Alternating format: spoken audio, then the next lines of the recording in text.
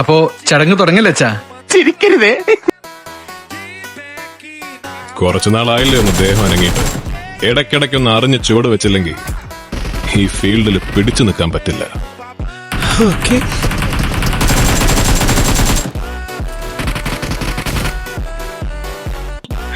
ഓടിക്കോ. ഓള തല്ലുകൊള്ളി.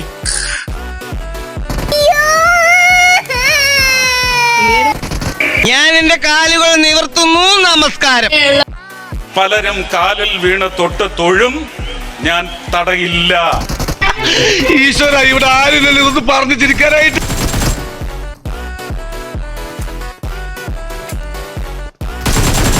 നാണമില്ലല്ലോ.